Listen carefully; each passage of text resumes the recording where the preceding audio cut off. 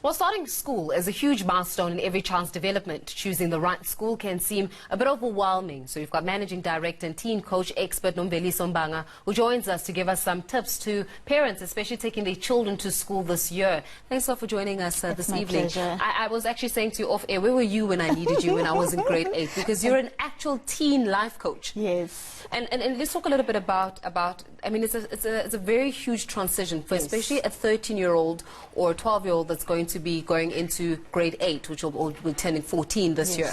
And that huge transition comes in with going to big people's school and coming in with the different changes, new friends, new environment, new pressures, especially when it comes to education. Let's start off with the young people. How do young people actually navigate that space very effectively? Because some of us had to get burnt every single time in order for us to even get out just making it. The biggest challenge that teens usually have when they get into high school is that when they were in grade 7, they were well known in the primary school setup. They had friends, they knew their teachers, they were allowed to sleep in class or play around a lot in class, and their workload was quite minimum as well. But when they move to high school in grade 8, they have to be almost grown up in terms of how they present themselves, knowing where to go for classes, knowing what to ask in terms of the school itself, the environment, and where to go for extramural activities. And in most cases, when kids get to that environment, they don't even know where to start.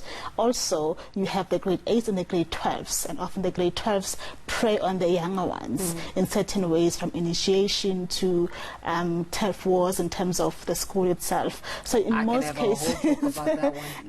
cases, they're ill prepared for high school emotionally, and then when they get there, that's when life becomes real for them. How then do you start emotionally preparing a young person who especially will be going to school for the first time? I mean, what kind of honest conversations? Because a lot of us had to go in there and literally you get what you see and you just take it and you bite the bullet and then you just go with it. So how do you start then as a parent emotionally preparing your child to go into high school? The most thing that parents can do is to be available emotionally to support the kids every day.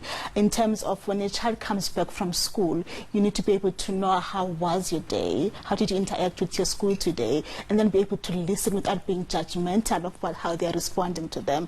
In most cases, it's difficult for them to prepare per se, because things happen on a day-to-day basis. What's important is for parents to be available every day to talk to them without shouting and screaming and instructing and threatening in terms of academics and passing, but for them to be open to listen. How was your day? How are your teachers? And how do they take on the extra load of work? Because now in grade 7, there's a certain amount of work, but in grade 8, it literally goes from 0 to 100 real quick, and they get a reality check very, very quickly. So the most thing would be for them to create a structure in terms of how to manage your time when you get home from school. Create a structure, a timetable that is home-based, besides the one for the school, and then also a space for them to have their own space to study, because it's different from when they were in high school, and then also for them to get support in terms of tutorials, extra classes, and everything that they would need in terms of navigating the academics, but also for kids to know the difference between primary school and high school is the workload, it's the school culture, it's the teachers, it's the language, it's the environment, and everything else around that, and that can only be understood on a day-to-day basis. And then for them kids to be able to know, if I have a problem, I can go talk to my parents about it. Another thing that comes in with the reality check of high school, and is there a way of even avoiding this, is that kids are mean. You know, and because kids are mean, then there's a lot of bullying, there's a lot of name calling, there's a lot of you did this, and because you're a child, even the smallest thing becomes magnified, and you literally think it's the end of your world, and your life ends right here, when it could have been a problem that could have been solved very easily. So is there even a way of avoiding a child being bullied, or your child being a victim of bullies, especially during high school? There's no way to avoid it, but what centers the child is family setup. So if at home a child has a comfortable space to talk about their issues, if a child is validated at home, if they know, my mom thinks I'm smart, thinks I'm beautiful, thinks I'm gorgeous, if my parents validate me verbally and hug me and touch me before I leave for school, then it goes a long way. When you get to school, if someone says you're mean or you're ugly, but you think, wait, but my mom said I'm beautiful, so why should I listen to you? So if that is done at home first, it centers the child when they get to school. Problem we have is that we send kids to school in an empty emotional space where we were so busy getting ready for work that we forgot to say, but you're beautiful today, my So child. we need to fill the Center cup them at every home. single day, the Yes. emotional cup of the child. Yes. And you're saying that a sense touching the child Touching is the very child, is very hugging, important very every single day. important, Yes. Okay, so it literally is. This is. Where were you when you were in high school? That is a big question that I've Another got for you, feeling. right? Where were you when I was a teenager? And now that for a lot of the matriculants as well that are Yes. going to be getting their results, some will be disappointed, others Yes. will be happy, Yes. and that is also a very tricky space that we get into every single year. One important thing for parents to remember is that matric is done, as in they can't go back and fix anything that happened last year. So it won't help for them to show their disappointment. I think my thought was parents should accept that it's done.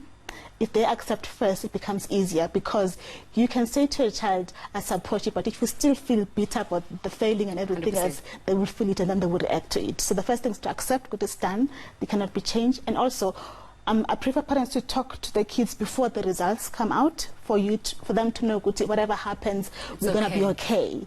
And then once you know the results, create a step of action of what's going to happen in the following year in terms of if you've passed, where you're going to go. It's quite interesting that even in 2019, 2020, we still have kids who have not planned for the following years yet. So the first thing in the first week after the results is to plan your action, what's going to happen next. If a child has failed, two things could happen. You could repeat the class, which speaks to the teenager though, because sometimes they don't want to go back to the previous schools because peers and friends have left school already and they don't want to look back because they have failed. So it's a matter of defining what failure is and defining what winning is, and that sometimes we go back before we go forward, or sometimes we stand still before we go forward, and sometimes we have to look at our failures up front and face them and be able to prepare for our future in a better way. And what teens tend to do is to want to hide and run away, which doesn't help them in any way, because then what it means is that they're going to either sit at home or look for a job. They love looking for a job. They don't know how hard it is in the world out there. And sometimes those things delays them more than anything else. So it's a matter of parents centering the kids and saying, whatever happens, I'm going to support you. I think that is very key what you've just said, that you need to be able to, as a family, to define what Yes. failure is and what success Yes. means. And one take home is the fact that if a child, when a child lives with you, they must be touched every day, and the emotional Yes. cup Even must if be they're filled 18 or 17. every single day. Oh, especially if they're 18 or Yes. 17. I think they're most sensitive Yes. then. So we have to leave it there for this evening. But thanks a lot Thank for you. joining us and It's a shedding some light pleasure. in terms of how is it that you can better prepare your young person as they enter into the next phase of their lives. Noveli Sombanga from Maine Development Institute giving us the latest on that.